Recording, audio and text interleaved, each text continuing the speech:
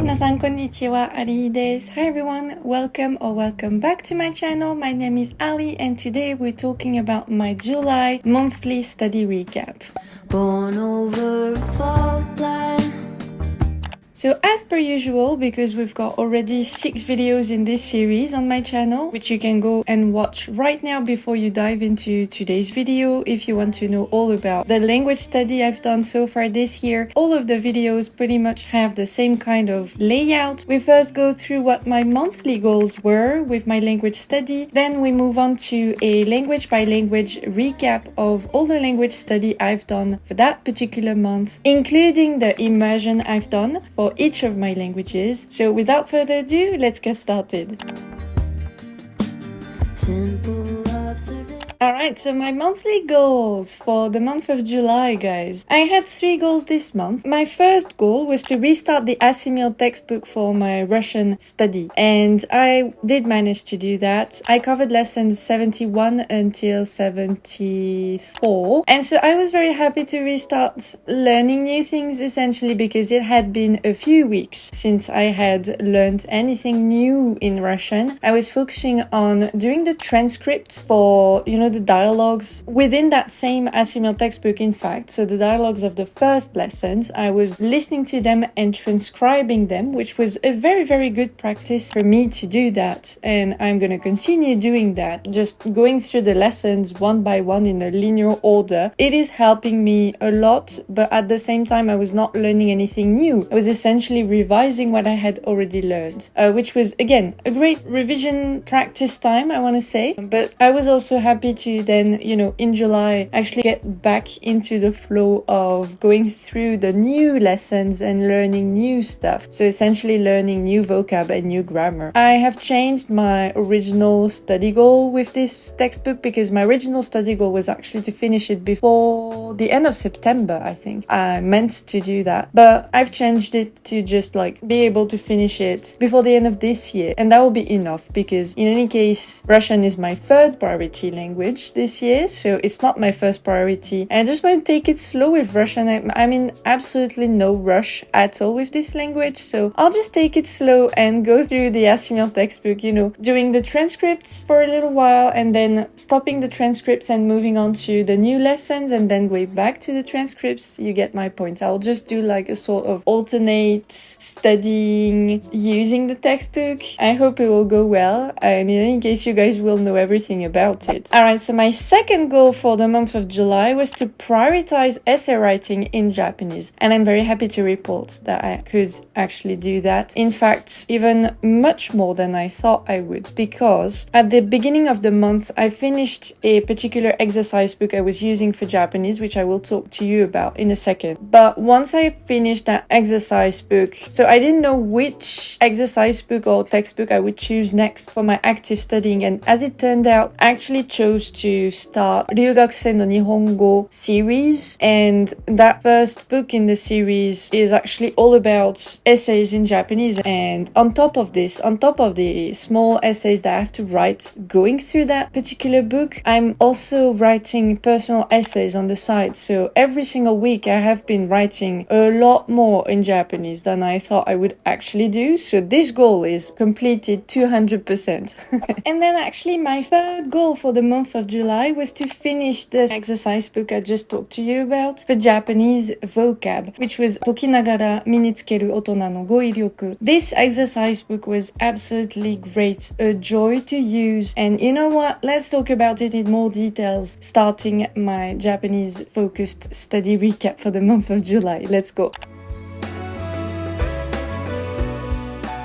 I'm gonna put my glasses on, you know the drill. I'm looking at my screen, so I need my glasses for this. So, for Japanese, let's talk about the active studying I've done during the month of July. So, like I said, I managed to finally finish the 解きながら身につける大人の語彙力 exercise book. So, this was an exercise book meant for Japanese natives and specifically Japanese adults who want to expand their vocabulary. So, this was very interesting for me to use because, first of all, it was pretty much the first time I've used a specific vocab book for Japanese adults. In the past, I have used resources that were meant for natives, but mostly for children. And the only adult book I've used for that purpose to expand my vocab was specifically for Keigo, was this one, which I've used back in, I think, 2021, so that's a long time ago. In any case, that was my first time actually using an exercise book like this. So it was not a textbook. There were pretty much no explanations in there. It was mostly quizzes. So you had 54 days worth of quizzes in that.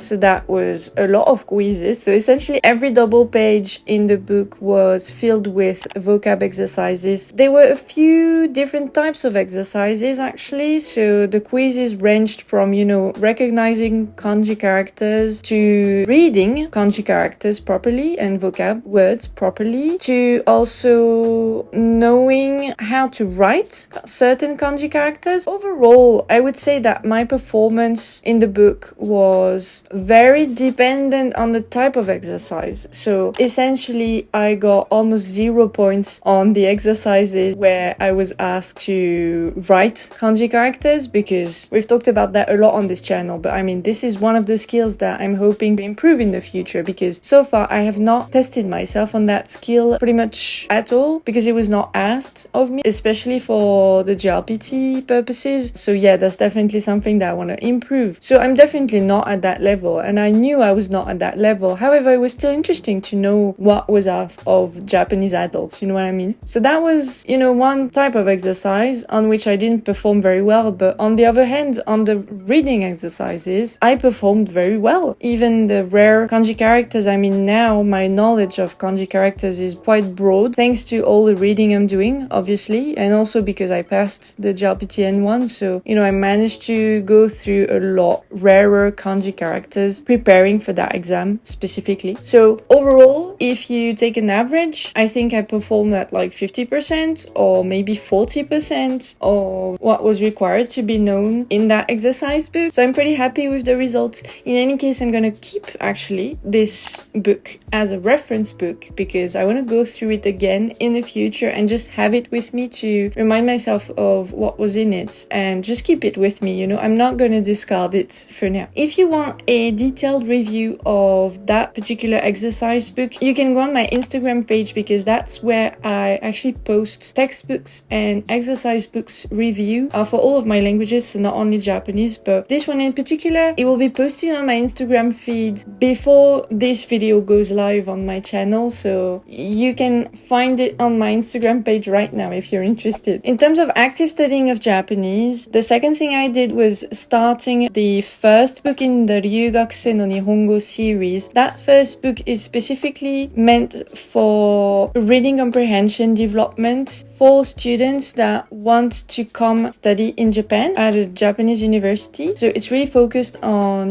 learning how to read essays properly, learning how to read academic Japanese, essentially. And not only that, also learning how it's structured, because at the end of the day, with this textbook series, they want to help the users become able to produce the language themselves in this kind of format, so in academic format. And that's exactly what I've been looking for this whole time. You guys know that, learning how to read and also produce academic Japanese is part of my yearly goals with the language. So this is right up my alley. So far, it's been giving. I love the textbook. I've been using it like very intentionally, I want to say. Like I'm really doing everything they're asking. It's been great so far. I've been learning a lot already. I've never seen this kind of like explanations anywhere. I can't wait to actually review this textbook for you guys. In fact, it is so good that I think I will do a proper video review of this textbook, and perhaps also the next textbooks in this same series, not only the first one. Alright, second thing I've been doing for my Japanese in July, and I've been doing a lot of it, is reading immersion, and also in fact listening immersion. So immersion in Japanese in July has been going great. I have read a ton in July, a lot of extensive reading but also intensive reading. So you can see it on the screen right now. I'm showing you all of the books I've read in July. So I've read a lot, and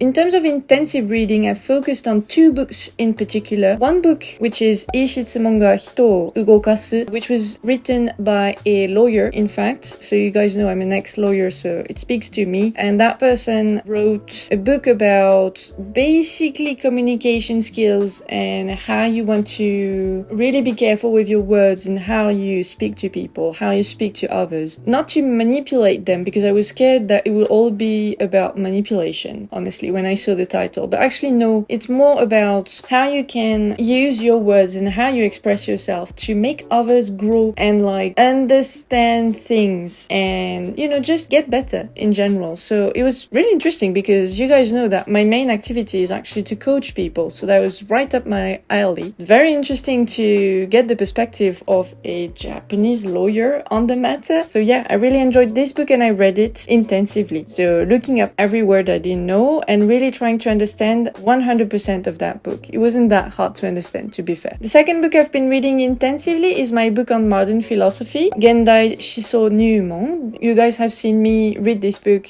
quite a lot on my vlogs, especially my summer vlogs, which I've been releasing on the channel in July. This is a very, very interesting book as well. This one is way more difficult, probably the most difficult book I've read so far in Japanese. In any case, I've been loving reading this very intensively because this time I'm finding a lot of new words and there are actually very interesting words as well, so I'm having a blast, honestly. In terms of listening immersion, I've also been doing a lot more listening immersion and even extensive listening immersion, which I haven't done in a long time actually, with this kind of material, I think. So the kind of material being business related topic videos, which I mostly source from the Pivot channel, which I love. I love all of the videos they post on there. Honestly, every single topic is interesting to me. And some of the videos I watch very intensively. So again, I look up all the vocab I don't know and I try to understand everything that's being said. So sometimes I'm going back to like, you know, properly understand the sentence being spoken. But I also watch some videos extensively, so essentially I put them in the background, I put my earphones on, you know, and I just like do something else at the same time and try to keep up with the conversation, either looking at the screen and properly trying to understand what was being said, and then the next 10 minutes I was doing something and I was just listening to it, you know, in the background, like a podcast. And honestly, I haven't done that with Japanese a lot, at least this year, so it's been refreshing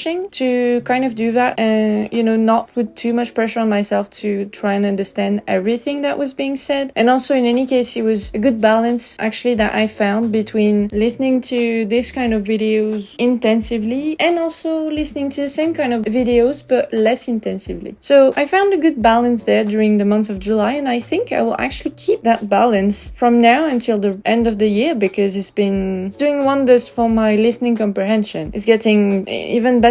And now for the last section in my Japanese recap for the month of July, we have my expression practice in Japanese. For my oral expression first, I have continued doing what I've been doing for the past few months. So essentially, I'm interacting a lot more with Japanese individuals, whether I know them or I don't, because I've been going to a few places and I'm not as shy as I had been so far to just go and talk to people. So, you know, I just spark conversations with strangers often now, and I have no issue with that. And I'm just like, I'm a new person almost. I'm just like, I can feel myself becoming as fluent as I am in English, which is to say that I essentially can talk to anyone about anything without feeling shy or without feeling anxiety because I fear that I might lack some vocab. I think I'm past that stage now, but I mean, I need to have more interactions, you know, to really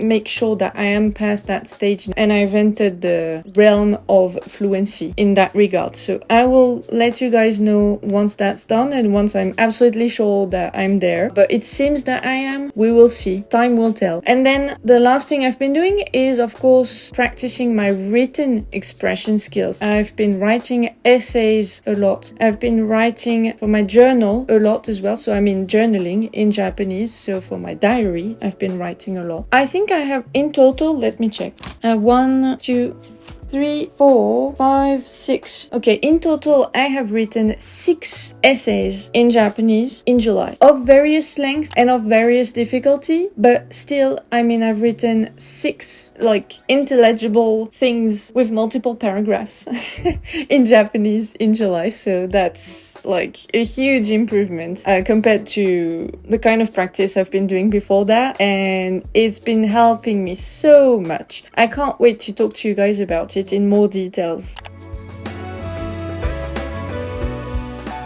Let's move on to Chinese. Actually, it will go way faster than Japanese because obviously I've been focusing more on Japanese than on my other 2 languages. But nonetheless, let's go with my Chinese recap because I still have done some studying in Chinese in July. So for my active studying recap for Chinese, I actually finished my HSK 2 mock exams, as you guys would have seen on my channel because I vlogged the entire process. And once that was done, I moved on to an HSK 3 textbook. So this one, it's in Japanese language. So far, I've only used Japanese language study resources to study Chinese. It's been going great. I love this new textbook. It's really challenging me on the exercises. So it has, it's divided into chapters, obviously, and each chapter presents some grammar points, some vocab, and then at the end, there is an exercise section, a quiz section, and essentially there are 3 questions that are in the shape of what is asked at the HSK 3 exam, the actual exam. And while the study part, the textbook part of each chapter is not very challenging, and actually I've seen all of that already, so I just read through it. Is a good revision material for me. The exercise part, on the other hand, is much harder, and that's where I spend most of my study time when I sit down with the textbook. Each time I study with the textbook and I have a study session with it. So I spend most of my time going through the exercise section, making sure I understand 100% of what is asked and of each question and of each sentence written in Chinese. And it's been going great because I've been learning a lot of very useful vocab. I'm getting more and more comfortable with, the flow of sentences in Chinese. I'm getting more comfortable with texts written without pinyin on the characters. So overall, I feel like by just using this textbook, my level is improving naturally. So, that's all I'm asking for, right? So it's serving the exact purpose I wanted it to serve. I don't think that once I'm done using this textbook, I'll be ready 100% to actually go for the exam and just, go through some mock exams like I've done for the HSK 2. Maybe I'll need another intermediate resource in between to make sure I'm actually ready to go for HSK 3 mock exams. But nonetheless, it's been a good resource so far, so I'm really happy with it. Then when we go to my reading immersion recap, so I've read the Monkey's Paw story on Do Chinese, so not a lot. I've been focusing on this story for fiction, and then I've read some intermediate level stories here and there on Do Chinese on other topics. I'm really reading this quite extensively, and I'm just, going through the vocab I don't know. Sometimes also using the vocab flashcards tool integrated into the Do Chinese app. And yeah, I really like the tool. It's well made, and it's helping me review my vocab in Chinese. So yeah, I do that sometimes. But then the one thing I've been reading intensively this time, so really trying to understand everything, were the stories contained in my 中国語でちょっといい話. And this one I have read, wait, let me see. In total in July, I have read 1, 2, 3, 4. I've read 4 stories, and I am now in the second part of the book already, so I'm on good track for finishing it before the end of the year, as was my goal in the first place. I think I can even finish it, for example, in October, and then start on my second book before the end of the year. So we'll see whether I can actually do that, but so far it's going great. I can't tell you that I actually enjoy the stories, because those are pretty simple short stories written in Chinese, so the material itself is not that enjoyable, but I'm enjoying the process of learning through through the stories. I'm learning a lot of interesting vocab words. Not all of it is really, really useful in comparison with the vocab I learn on Do Chinese, which is much more useful, I think. But nonetheless, I'm having a good time using that book, so I'm still reading it and it's going well. Now, last thing I want to talk about for my Chinese study recap is the listening immersion I've been doing, because I have had a breakthrough during the month of July with my listening immersion in Chinese. And I think it's mainly thanks to the HSK2 mock exams I've gone through from the end of June till the beginning of July, because thanks to those mock exams and specifically their listening sections, I feel like my level has just gone up like naturally. I've improved very quickly, and once I was done with those mock exams, I then went on to, do a little bit of listening practice like I've been doing, since the beginning of the year. I've been watching a lot the Free to Learn Chinese YouTube channel. I like her channel. I really like her as well. And I really like how she approaches language learning and how she talks about it and how she talks about, of course, Chinese learning. In any case, when I went back to her channel after going through the mock exams for HSK2, suddenly, I could understand way more than before I went through the mock exams, and without much effort either. So I've definitely had a breakthrough, same kind of breakthrough that I had with Japanese, and I've talked about it in this video in particular, when I talked about listening to the news for a long time in Japanese, and then one day, watching the same kind of video for like the 100th time and suddenly being able to make sense of the sentences. Well, I've had that same breakthrough with Chinese, not on the same level, because for Japanese at that time I had much more vocab, so I could understand more than I can understand now in Chinese, but still I can make sense of the sentence structures. I didn't think I would be able to do that until maybe next year, so I'm happy that it's already happening. And I feel like, this could not have happened if I hadn't gone through the same progression with understanding other foreign languages before studying Chinese. So first English and then Japanese, and now going through the same process with Chinese, I feel like, the progression is going much faster, if that makes sense. So thinking about it in retrospect, I can understand why this has happened so fast with Chinese, but still it doesn't undermine my joy. And this is how in July I've started a new study practice with my Chinese, because when doing listening immersion now, on some of the material I use, not all of it, I am now able to do intensive listening practice. So this means that when listening to something, I can extract the vocab words I don't know, all the sentence structures I don't know. I can look them up using my Pleco dictionary and then take notes from that. So essentially I've started taking immersion notes for my Chinese, and I'm very happy because this means that from now on I can start being autonomous with my listening immersion practice in Chinese, and my level can only improve from now on, because I will,